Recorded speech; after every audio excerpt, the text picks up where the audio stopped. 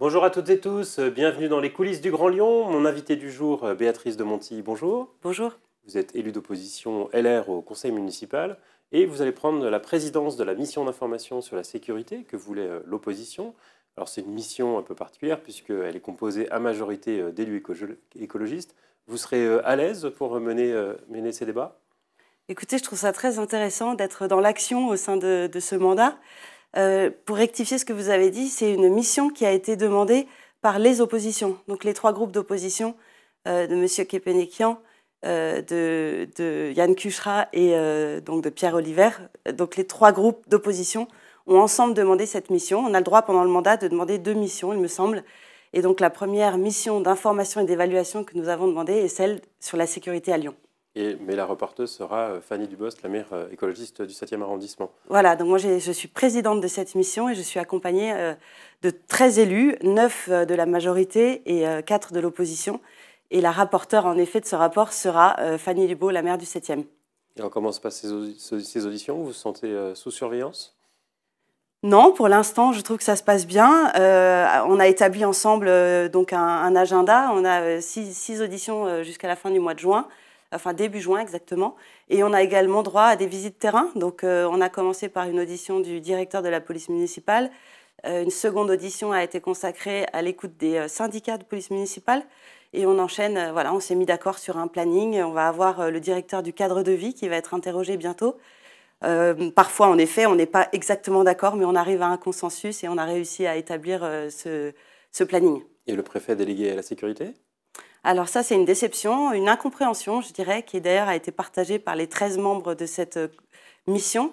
En effet, on avait demandé au préfet à la sécurité de venir nous parler. On avait envie de lui poser des questions et on a eu un courrier de refus. Donc à moi, présidente, d'essayer de trouver d'autres moyens de pouvoir échanger avec lui, peut-être par un rendez-vous plus privé.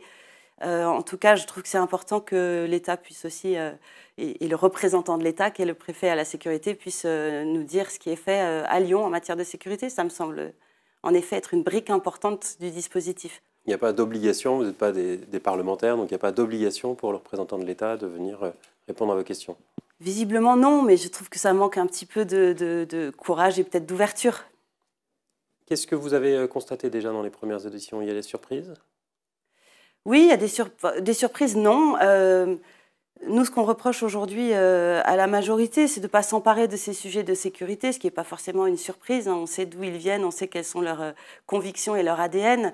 Eux parlent beaucoup de prévention. Nous, on pense que la politique de sécurité passe par un équilibre entre prévention et répression, et que le maire de Lyon a vraiment un rôle de patron de la police municipale. Il est là pour manager, pour recruter. Aujourd'hui, il y a Vous êtes dans l'analyse. Après, ce qu'ils vont vous opposer, c'est que les résultats qui ont été présentés en début d'année sont plutôt bons, présentés par à la fois le procureur, le préfet. Alors, il y a des avancées. En effet, moi, je suis maire du 3e arrondissement. Sur la place Gabriel-Péri, on peut dire qu'il y a eu des avancées positives. Alors, les problèmes se déplacent un peu. On parle aujourd'hui de la place Mazagran. Les premiers enseignements, c'est qu'aujourd'hui, oui, il y a des annonces qui sont faites, qui, à mes yeux, sont des annonces plutôt de communication. On dit qu'il y a plus de création de postes de policiers municipaux, mais la réalité, c'est qu'on sait qu'il y a plus de départs que d'arrivées. L'année dernière, 49 départs pour 40 recrutements. Donc on peut dire qu'on augmente les effectifs, qu'on peut faire des promesses sur la présence sur le terrain des policiers municipaux. Là, ils sont plutôt transparents sur mais le dans fait la qu'il y a des réalité, difficultés de recrutement qui concernent beaucoup de municipalités. Oui, c'est commun en effet à d'autres, aux statistiques nationales, mais il y a quand même parmi les communes de France des communes qui se distinguent et dont on peut probablement s'inspirer. Ça fait partie d'ailleurs des auditions qu'on aimerait pouvoir faire, auditionner d'autres villes de France qui peuvent être des modèles ou en tout cas qui pourraient partager des bonnes pratiques. Ça, c'est tout mon travail à moi, de me renseigner, de trouver des idées. On n'est pas là pour uniquement critiquer, on est là aussi pour que le 9 juin, on puisse, en commission puis en conseil municipal, proposer des pistes d'action.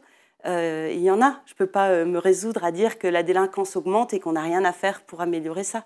Ça, c'est un constat réel. Le directeur de la police municipale de Lyon nous a affirmé que oui, les missions des policiers changeaient parce que la réalité du terrain change. On sait qu'il y a des débordements suite à des fêtes qui devraient être festives et qui finissent dans des violences urbaines.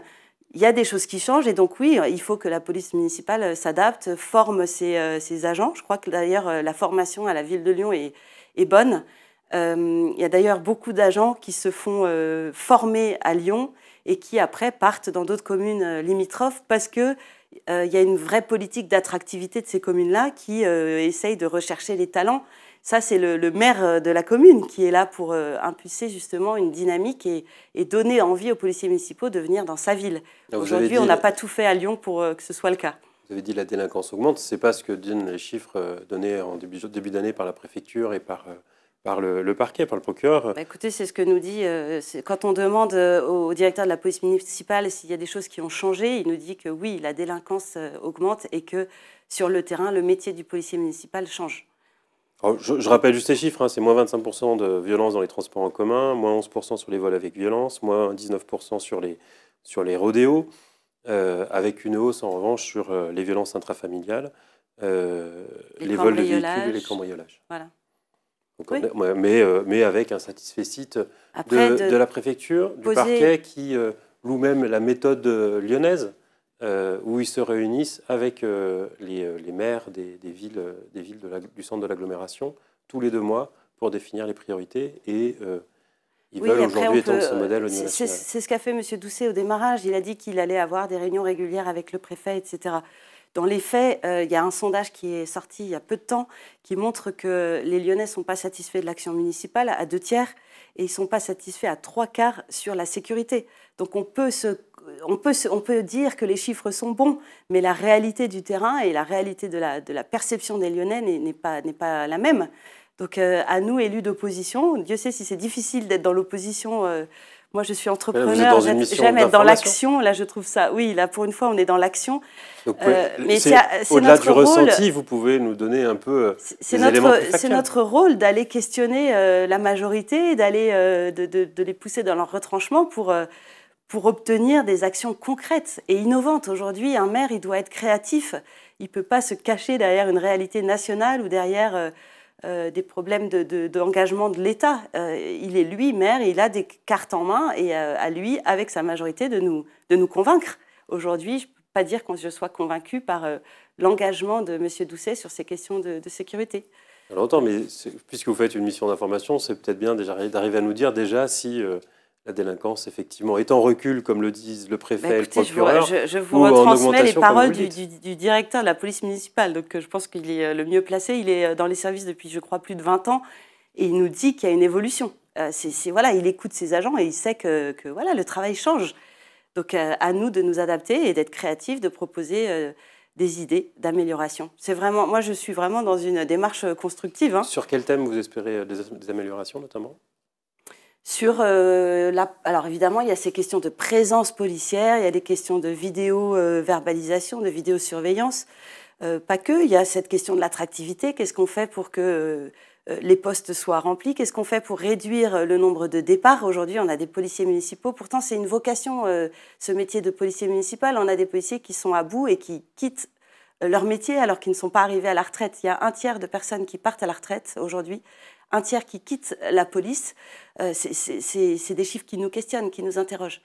Il y a une vraie question sur la rémunération des agents et la difficulté à se loger dans un centre-ville qui est devenu de plus en plus cher. Donc oui, finalement, ils sont touchés comme tous les agents par la crise. Tout ça, c'est des actions sur l'attractivité du poste de police municipale sur lesquelles la majorité a la main, à mes yeux. On a dit un mot des chiffres en baisse sur les rodéos.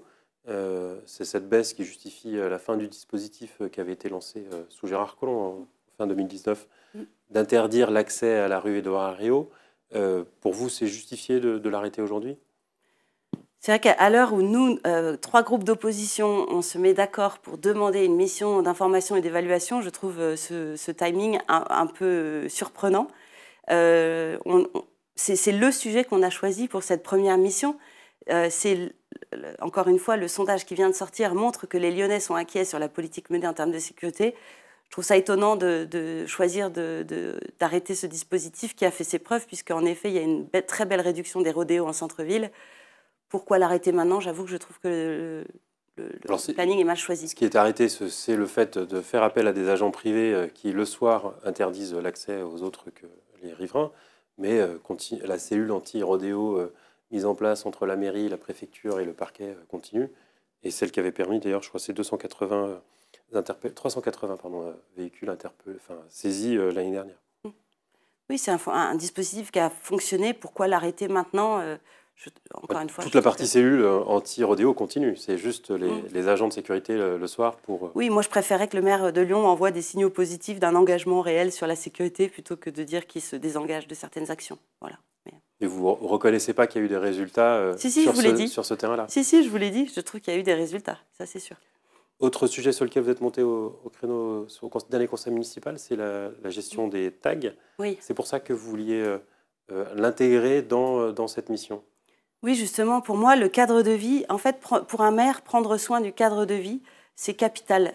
Parce qu'on sait que les incivilités, quand elles sont grandissantes, elles mènent à l'insécurité.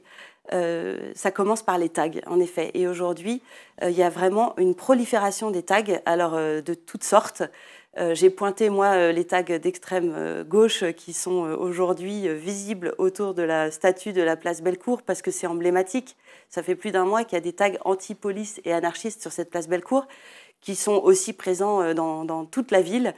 D'ailleurs, juste après mon intervention au conseil municipal, des tags ont été découverts sur les murs de Sciences Po contre un des élus écologistes en disant qu'il était facho. Je condamne fermement ce genre de tag et c'est complètement incohérent.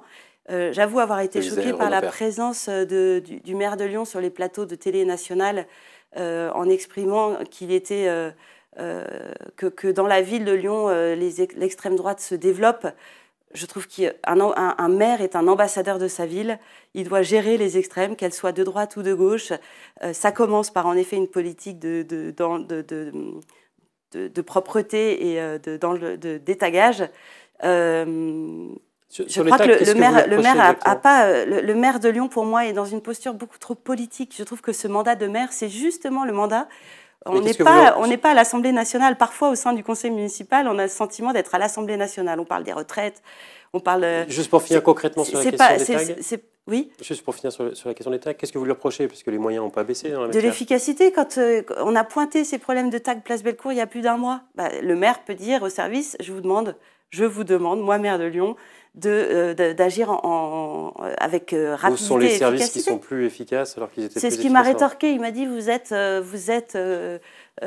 n'êtes pas respectueux du travail des agents. Excusez-moi, mais moi je suis hyper respectueuse du travail des agents. Je pense juste que le maire a le pouvoir de demander aux agents de mener une politique de détagage rapide Pour vous, c'est les agents qui ne travaillent plus assez? Pas du tout, justement. Je pense que c'est les directives qui sont données aux agents qui peut-être manquent de clarté. Béatrice de Monti, je vous remercie. Merci. Et puis moi, je vous dis à demain pour une nouvelle émission des coulisses du Grand Lyon.